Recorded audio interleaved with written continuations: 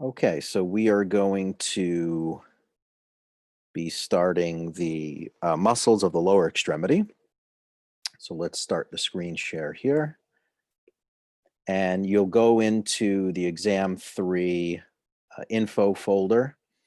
And when you scroll down, we'll get to lower extremity leg model, labeled and not labeled. And when you get into that, then we get the entire lower extremity. All right, so let's take a look. Let's start with, let's look at the front here. So here's the entire limb, right, from upper to lower. So let's see what we have on the front here. So when we look at the hip, right here in the front, we have these two muscles together are typically referred to as one muscle, and it's typically referred to as the iliopsoas. Iliopsoas. That's when the muscle is pointed to underneath this structure, which is called the inguinal ligament. When they point to these two muscles here on the bottom, it's the iliopsoas muscle. When it's isolated and split into two very clear different muscles, here it's the iliacus, here it's the psoas major. Now, both of these, when they come together, they go underneath the inguinal ligament and they'll attach to the lesser trochanter.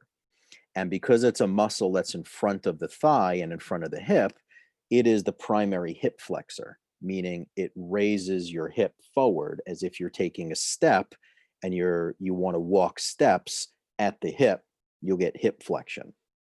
The iliacus originates here on the iliac fossa. Remember that term? Iliac fossa. The psoas major, just FYI, clinically speaking, when this muscle is very, very tight, it attaches not only to the vertebra, but the discs as well. So when this muscle is hypertonic, meaning increased tone and tension, it can pull on the discs and create disc herniations. It's a nasty muscle when it's overused. All right, let's see what else we have here. Here's the ASIS, right? The anterior superior iliac spine. And you can see just inferior to it, we see an upside down letter V, right? Because there's two muscles that originate on the anterior superior iliac spine. One of them is the TFL, right? It's the Starbucks muscle, tensa fasciolata, tensa fasciolatae, right? That's your TFL. On the exam, you can't put TFL if it happens to pop up there. You have to write tensor fascia latae. The other muscle that originates on the anterior superior iliac spine, the ASIS, is the Sartorius. The Sartorius is the longest muscle in the body. You can see that it originates on the ASIS. It's superficial, it comes down and it attaches right here. It crosses over the knee and attaches medial to the tibial tubercle right here on this region called the pes anserine. The pes anserine translates to goose foot, okay, the foot of a goose. And it's actually attachment of three muscles, three tendons attach here. The sartorius, the gracilis, and then one on the posterior, it's a hamstring called the semitendinosus. So the semitendinosus, gracilis, and the sartorius all have the same common insertion on the pes anserine. The sartorius is what I call a Faber muscle. Think of it as your favorite muscle, not favorite with a V, favorite with a B. B as in boy. Faber. F stands for flexion, AB for abduction, and ER for external rotation. The sartorius muscle flexes the hip, abducts the hip, and externally rotates the hip. That's the action. Almost like you're sitting with your legs crossed in a figure 4 position. You have to flex it, abduct it, and externally rotate. That's the talar muscle, the talar. Okay, that's the Sartorius. So the TFL is a very short muscle here, and it originates on the ASIS, but it inserts on this structure here, which you can see a little bit if we hone in. It kind of blends in with what's next to it, but it is called the Iliotibial Band. And it starts here, it goes down, it goes down, it goes down, down, down, down, and attaches right here. It's called the Iliotibial Band or the iliotibial tract. We'll see it when I rotate this to the side and we look at it from the lateral view. So the TFL is a hip abductor. It abducts the hip. It can also flex the hip a little bit because it is anterior, but because its attachment is on the iliotibial band, which is a lateral structure, it abducts. All right, what else do we see here in the front? Well, we see 3 of the 4 quads, right? The quads are 4. Quadricep means 4, but we see 1, 2, 3 of them. The 4th is hidden under this. It's hidden under the rectus femoris. So if we peel the rectus femoris and pull it away, we would see the last quadricep muscle, which is called the vastus intermedius. The other is the vastus lateralis and vastus medialis. So vastus medialis, vastus lateralis, deep to this muscle would be the vastus intermedius, but superficial to it is the rectus femoris. The rectus femoris, which is here, it's the only muscle of the 4 quadriceps that crosses not just the knee joint, but it also crosses the hip joint, because this one originates, if we peel the Sartorius away and peel the TFL away, it doesn't originate on the ASIS, it originates below it on the AIIS. And then all of the quadriceps cross over the patella or the kneecap, and their final destination of insertion is here on the tibial tubercle or tibial tuberosity, so that when your quadriceps contract, it extends the knee or extends the leg. Leg extension or knee extension. We know that muscles attach to bones by way of tendons. So up here, going from these muscles to the patella, this is the patellar tendon. So what is it called when it goes from the kneecap to the tibial tubercle? Because now this is going bone to bone. This is called the patellar ligament, because ligaments go bone to bone. But from a functional perspective, really all it is an extension of this. It's just an extension of this tendon crossing over. So if we want to name it from a functional perspective, then we can, and then we'd call it a tendon, but it's the infrapatellar tendon. Up here, it's the patellar tendon, below infrapatellar tendon, okay? So again, all the quadriceps cross the patella, attached to the tibial tubercle, and when they contract, you'll get leg extension or knee extension. The only one that crosses the hip is the rectus femoris, so it can actually do hip flexion as well. On the medial compartment, on the inside, we see the pectineus. This is the pubic bone. So we see a very short muscle up here called the pectineus. Then there's the adductor longus. And if there's an adductor longus, there's going to be an adductor brevis. And the largest of all is the adductor magnus. There's 3 adductors. The most medial, closest to the midline, is the second longest muscle in the body, called the gracilis. The gracilis. Remember, it has the same insertion site as the Sartorius does, which is on the pes anserine. As we go down, we can see the anterior compartment of the leg, the tibialis anterior. It's named by its location. We see it in the front of the tibia, and it attaches here on that first metatarsal and first cuneiform. It is a primary foot dorsiflexor. It dorsiflexes the foot. So what's dorsiflexion of the foot? It's when your heels are on the floor, your calcaneus is on the floor, and you bend your ankle, your toes come up, the plantar surface of your feet come up, but your heels are still on the ground. That's called dorsiflexion. Plantar flexion is when you step on your tippy toes. That's plantar flexion. So dorsiflexion, any muscle that's in the anterior compartment will dorsiflex the foot. The other biggie is the extensor digitorum longus. It comes down and attaches to digits 2, 3, 4, and 5. Okay, on the back, right, we're not looking at this from the posterior, so we can just see a little bit of the soleus and the gastrocnemius. We'll take a closer look at this from the lateral view and the posterior view. But this is just a general view showing you what you can see from the anterior side. Okay, all right, let's take a look at the next one. Okay, so we did this one. Now we're going to take the hip. Let's look at it from the side view. Actually, you know what? Before we do that, I want to show you what happens when you peel off the rectus femoris. So let's look at this one here.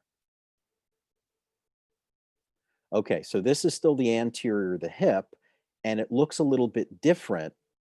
This is the tensor fascia latae, and this would have been the sartorius, but it's cut, so we can see what's deep. Here's the vastus lateralis. Here's the vastus medialis. Those are two of the three quads. Here's the vastus intermedius, right? Intermedius because it's between the two other vastus muscles. So those are the three vastus sisters. Vastus just means immense. Which one was cut? The rectus femoris, that most superficial one was cut. You could still see the adductor muscles. Here's the pectineus, here's the adductor longus, and then you could see a little bit of the gracilis right there. There's the gracilis.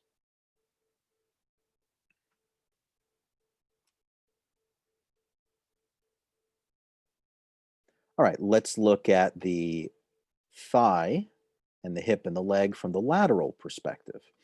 All right, so when you look at this, you have to say, all right, the foot is facing anterior, right here. Here are the toes. So this is the front, this is the back. And here you could see the TFL, the tensor fascia latae. It originates on the ASIS, but I said it inserts on the iliotibial band because it goes from the ilium up here down to the tibia down here at the bottom. So it's the iliotibial band, aka iliotibial tract. And this is a really nice view and perspective because it shows here that there's two muscles that actually attach there. 1, 2. So on the posterior side, you got the gluteus maximus. That one inserts on the ITB, and so does the TFL attach on the ITB. So this one can flex the hip, move it forward since it's anterior. This one can extend the hip since it's on the posterior. It's a hip extensor. So gluteus maximus, deep to it, if we took this off, we could see the gluteus medius. You could definitely see the anterior portion of it. The gluteus maximus is your primary hip extensor. So if you're sitting down and you go to stand up, your glute muscle will contract. This is the stairmaster muscle, the gluteus maximus. Climbing stairs, you have to extend the hip to do it. Gluteus medius is your primary hip abductor. So AB, that's right, hip abductor. So if you were lying on your side, lying down, but lying with one side on the ground, and you were to lift the other leg up in the air, that's hip abduction. Abduction, AB. Okay, as we move down, we could see the lateral hamstring. I'm sorry, my bad, the lateral quadricep. That's the Vastus Lateralis. And now we can see one of the three hamstrings. So the quads are in the front, there were four. The hamstrings are in the back, there's three. One on the lateral side, two on the medial side. So since we're looking at this from the lateral perspective, we cannot see the two on the medial side very well. So the bicep femoris, bicep means two. There's two heads, a long head and short head. The bicep femoris inserts here on the head of the fibula or the fibular head. Where does it originate? Well, you have to peel off the gluteus maximus to see that. And we will take a better look at it when we rotate this around so we could see it from the posterior side. But the hamstrings are going to originate on the sit bone. The sit bone is called the ischial tuberosity. You remember the ischial tube. We covered that when we did bones. I wanted you to know the difference between the ischial spine and the ischial tuberosity. The reason why I wanted you to know the ischial tuberosity was because the hamstrings originate there. That's up here. All right, what else can we see here from the lateral view? We're looking at the lateral leg. We could see a little bit of the anterior side, but we can focus on the posterior. So let's zoom in here.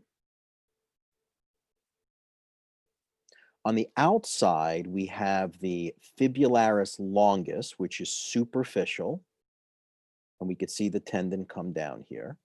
And then we have the Peroneus Brevis. Sometimes the word Peroneus is interchangeable with Fibularis.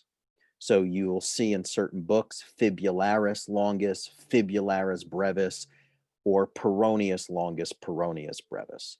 So the superficial one, which is up here, and then the tendon, follow it, it's right in the center. It's right in the center, right here, and it comes down, and then it goes underneath the foot. Whereas the Peroneus Brevis, it looks like the feather. We can see it here and here, okay? So that's the Peroneus Brevis muscle. So Peroneus Longus is here, and Peroneus Brevis here and here. If we look at the Brevis inserts here on the lateral side of the leg. On the posterior portion, we have the Gastrocnemius, which is superficial. Here's the Gastrocnemius, superficial, and deep to it, we have the soleus. The gastrocs and soleus, both of them attach here to the calcaneal bone, and they're plantar flexors of the ankle. They plantar flex the foot, okay? So gastrocnemius, and because we're looking at this from the lateral side, the gastrocnemius has two heads. It has a lateral head and a medial head, but because we're looking at the foot from the lateral side, we can only see the lateral head of the gastrocnemius. When we look at it from the posterior side, we can see both. I promise you, we'll take a look at that. The Peroneus sisters here, Peroneus Longus and Brevis, since they're on the outside of the leg and the tendons are here, they could bring the foot outward, which is called foot eversion. Not inversion, but eversion. Eversion. Okay, let's go back. Let's look at the posterior portion. Now you can really see, so we're looking at the sacrum is here. Here's the posterior part of the iliac crest. There's your gluteus maximus. Now we can see the hamstrings on the back. Here's the lateral, here's the medial. The lateral one we could see is the bicep femoris, and we have the medial ones, which are the semi-brothers, the semitendinosus and semimembranosus. Semitendinosus is more superficial, right? You can see semitendinosus, and the one that's deeper to it is the membranosus. So the semi-sisters or semi-brothers, both of those are on the medial portion of the posterior thigh, and the lateral is the bicep femoris. So how many hamstrings are there? 3. One is the lateral, and the two semi-sisters on the medial portion, semitendinosus and semimembranosus. Now, similar to the quadriceps, right? The quadriceps were on the anterior portion of the thigh. Hamstrings are on the posterior. The quadriceps extend the knee or extend the leg. So what will the hamstrings do of the knee? The opposite. So if the quads do knee extension or leg extension, the hamstrings have to do leg flexion or knee flexion. Much like the quads, there was one of them, which was the rectus femoris, that crossed the hip. And if it crosses a joint, it has to act on the joint. So the rectus femoris not only flexed the hip, but extended the leg. The bicep femoris, which is the hamstring, that one crosses the hip and the knee as well. So this one, especially the long head, will, since it's on the posterior side of the hip, what will it do of the hip? Well, it's got to pull the hip back. And when I say hip, I'm referring to the femur. So that's going to be hip extension. So it extends the hip, but flexes the knee. Okay. The same thing is true for the semitendinosus and membranosus. Since they attach to the ischial tuberosity, they will extend the hip, but flex the knee. So the quads and the hamstrings are 100% antagonistic to one another. The quads will extend the knee, the hamstrings flex the knee. The rectus femoris can flex the hip, the hamstrings extend the hip. They're completely antagonistic. All right, now we can look at the posterior portion of the leg. And now we can see the gastrocnemius. Now on the exam, you have to be more specific because the gastrocnemius has two heads. This is the medial head. This is the lateral head. Lateral head, gastrocnemius, medial head, gastrocnemius. Well, this is the pinky toe. The pinky toe is lateral. The great toe is medial. The gastrocnemius crosses the knee joint, whereas the soleus does not. So general rule of thumb, if a muscle crosses the joint, it has to act on the joint. Since the gastroc crosses the knee on the posterior, it can flex the knee. It's not its main primary action. Okay, its main action for the gastroc and soleus is going to be at the ankle. What will it do at the ankle? What action? Plantar flexion. Ankle plantar flexion. This is the Achilles tendon. So the gastrocnemius and the soleus attach to the calcaneus by way of this tendon right here called the Achilles tendon. Okay. Okay, let's see what else we have here.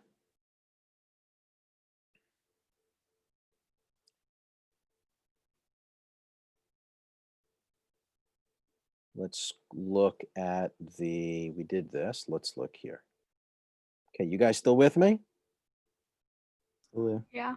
Perfect. All right, so now from this perspective, let's be clear what we're looking at. This is the lumbar spine. This is the sacrum. This is the coccyx. We have a muscle here that was superficial, that was cut. The muscle that was cut is the gluteus maximus. So the gluteus maximus is cut. We could still see gluteus medius. And now we see some muscles that are called the deep lateral rotators or deep external rotators. These lateral rotators or external rotators are going to externally rotate the hip or the femur. They all attach to the greater trochanter.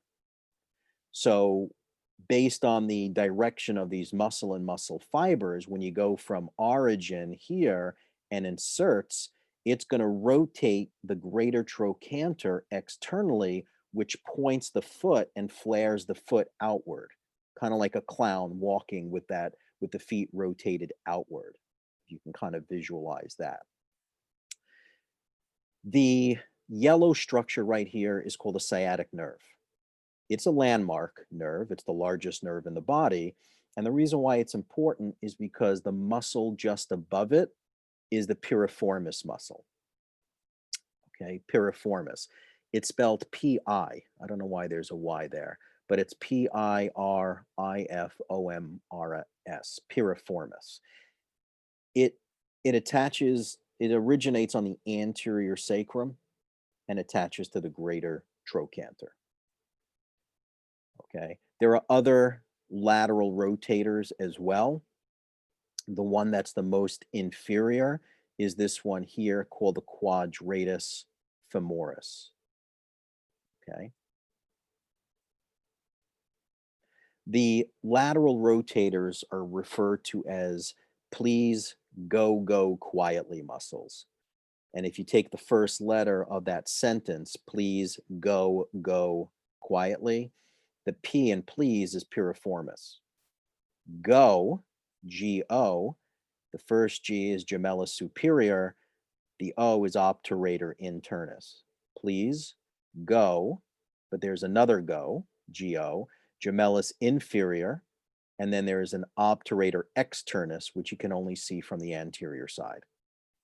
So please go, and then quietly, the Q is Quadratus Femoris. Just a little silly sentence to help you remember the names of the 6 lateral or external rotators. Please go quietly. Now, this is a really nice picture because since the Gluteus Maximus is cut, we can now see the hamstrings at their origin. The origin is this bone called the Ischial Tuberosity. Ischial Tuberosity. So this is lateral, this is medial. So this would have to be the Bicep Femoris. The superficial one, semitendinosus.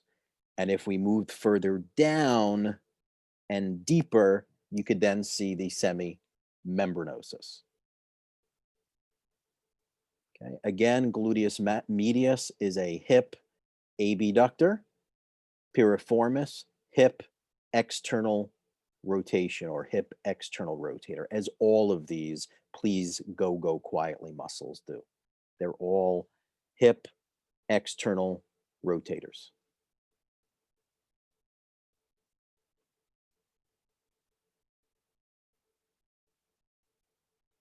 Okay, let's look at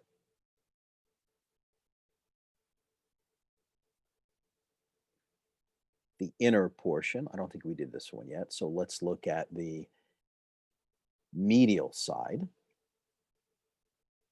Okay, so here's the lumbar spine, right? It's cut. So now we can look inside. As we look inside, here's the pubic bone.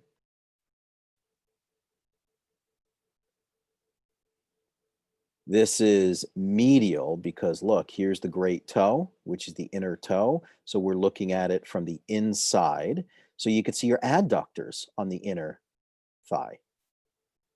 The longest one right here is your gracilis. And look what's anterior to it, Sartorius, from the ASIS all the way down. And look at the semitendinosus. Now, when you have the semitendinosus and we look at that and we follow that tendon from here, here's the belly of the muscle, let's follow it down. Here is the pes anserine, there's the goose foot. So you have the you have the sartorius that inserts here, the gracilis that inserts here, and the semitendinosus, Sargent, SGT. SGT, Sargent, Sartorius, gracilis, semi-ten-T, tendinosus. And then this large muscle right here that occupies most of the medial compartment. It's large, so it's Magnus, adductor magnus. Adductor longus, gracilis, adductor magnus, they all adduct the hip, or adduct the thigh, or adduct the femur. They're all interchangeable. And because we're looking at the thigh from the inner side, you can see the inner quadricep. That's called vastus medialis. So just knowing what you're looking at, your anatomy, and asking yourself, okay, this is the front, and this is the back, this is the inside, this is the inside, right? Just thinking it through logistically can help you. From the medial perspective, again, you could see the gastroc, but because we see the great toe, this is the medial head of the gastrocnemius. Here's the medial portion of the soleus. You don't have to say medial portion, you would just say soleus. Both of these make up an insert on the calcaneus by way of the Achilles tendon, the most common tendon in the body to be ruptured.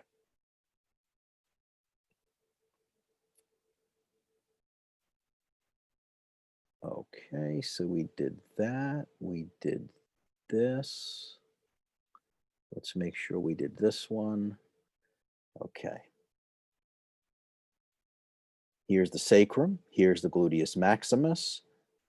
Again, on the posterior side, here's the bicep femoris, semitendinosus, semimembranosus. Here's your gracilis on the inside. Okay.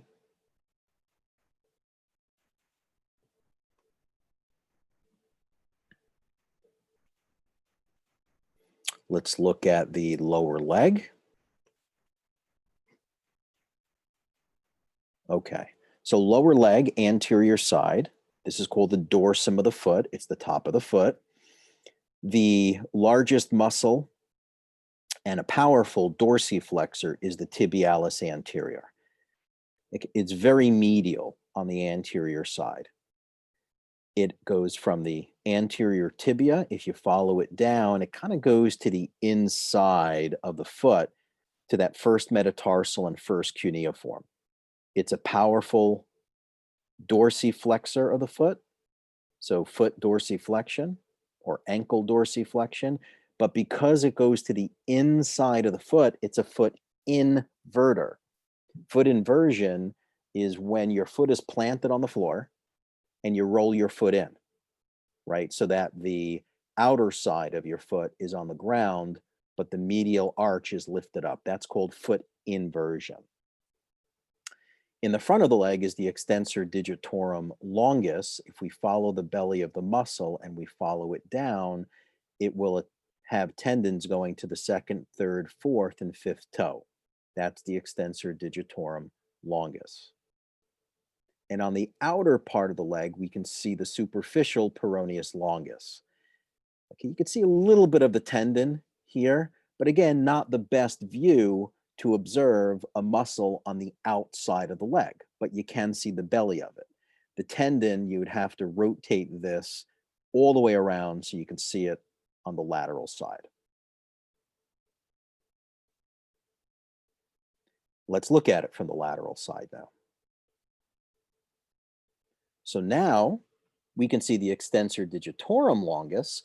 Again, not the best view to see a belly of the muscle that's on the anterior leg, but you can at least see the belly of the muscle, not the best to see the tendons. Here is the Peroneus longus. It's the superficial lateral leg muscle. Here is the tendon of it. If we follow the tendon down, it goes posterior to the lateral malleolus. It goes underneath the foot, and it makes a stirrup. It kind of attaches to the inner compartment of the foot. Same exact spot as the tibialis anterior, except not on top of the foot, on the bottom of the foot, the first cuneiform and first metatarsal. On both sides of that tendon, you could see the Peroneus Brevis or Fibularis Brevis. This one has a superficial attachment right there to the head of the fifth metatarsal. Because the belly of these muscles are lateral, And you can see that this one attaches here. This is a foot everter, foot eversion. You can see the lateral head of the gastroc. You could see the soleus. You could see a bit of the Achilles tendon right here. Gastrocnemius and soleus are foot plantar flexors.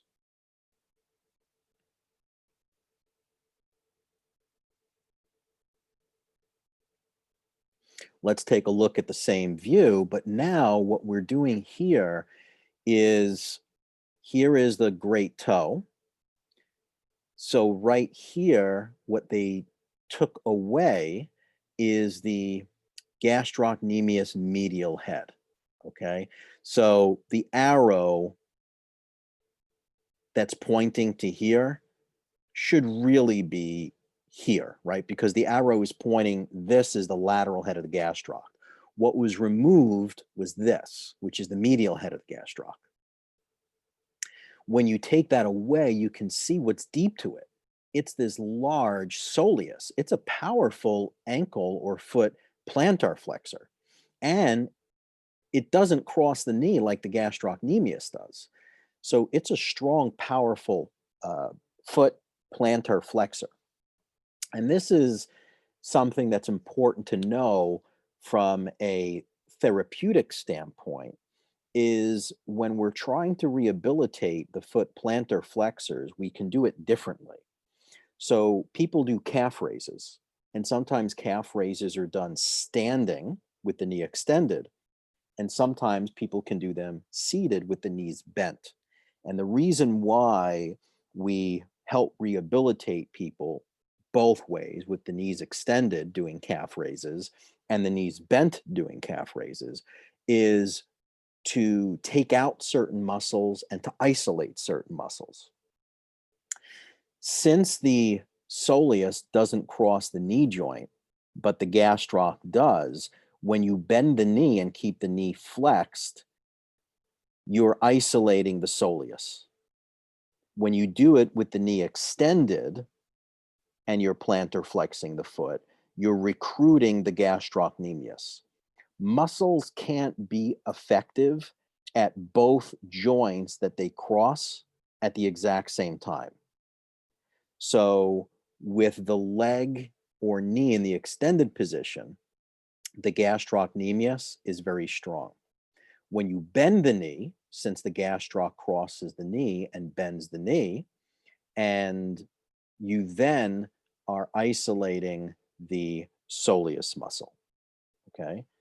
Because you bent the knee, you activated the gastrocnemius at the knee, okay? This one right here is a third plantar flexor. It has a very long tendon. It's called the Plantaris Longus. It sounds like Palmaris Longus of the hand. It's called Plantaris Longus. And if we, let me see if I can zoom in here a little bit. If we zoom in right here, you can see the belly of the muscle right there. And then here is the tendon. And it's the third muscle that helps to make up the Achilles tendon. Okay, it's weak. It's just synergistic. It's a weak ankle plantar flexor. So you have the gastrocnemius, you got the soleus, and the plantaris gets sandwiched between both of those muscles. Let's see if there's another one that we need to look at. Yes. Okay, let's look at this one here. All right, so let me explain what we're looking at here. This is the posterior view of the leg. And what was done here is that all the superficial muscles were dissected away. So the gastrocnemius and the soleus was removed, and so was the plantaris. So these are the deep muscles of the posterior compartment. A very important muscle that doesn't get enough attention is this one called the Popliteus. It's the key that unlocks the knee. It's the key that unlocks the knee, the key that unlocks the knee. Look at the direction of these fibers. They run on this oblique angle, and it crosses the knee joint. That's all it does. It crosses the knee on an angle. In order for your knee to flex, the knee has to unlock first.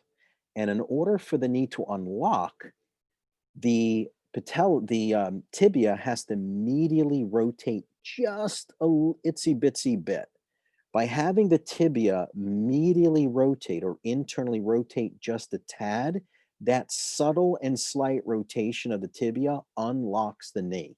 Once it's unlocked, the knee can flex. So the popliteus muscle is a short muscle on this oblique angle. We say it's the key that unlocks the knee. We have a tibialis posterior muscle. We have a flexor digitorum longus and a flexor hallucis longus. So if you look at the flexor hallucis longus, it's a posterior compartment muscle. And if you look at it, it's on the lateral leg, because here's the fibula. That's the head of the fibula right there. So here's the flexor hallucis longus. The belly of the muscle is lateral, but then it inserts medially. It crosses over and inserts medially. It's one of the triggers of a bunion of the foot, because the pole of action going from lateral to medial, the direction of that tendon pulls the great toe towards the pinky, creating a hallux valgus, or a bunion formation. Let me take a look here. Let me show you this one too, one more time. Yep, so here's the anterior compartment. So just now we saw the tibialis posterior. Here's the tibialis anterior. We saw the flexor digitorum longus. Here's the extensor digitorum longus. And deep to the extensor digitorum longus, if we peel this away, just on the inside, you can see a little bit of the tendon. Just before we did the flexor hallucis longus, here's the extensor hallucis longus. And similar, the belly of the muscle is deep, but it's lateral on the leg, but the insertion is medial. It's this tendon right here. That's the extensor hallucis longus. So again, the line of pull of that muscle and tendon starts lateral, but is medial on the insertion. So the great toe pulls in the lateral direction. When you pull the great toe towards the pinky, you get that bunion that forms here. They call that hallux valgus, or bunion.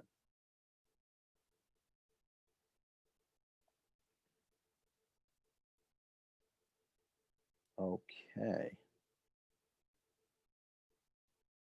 Okay, let me stop the recording here.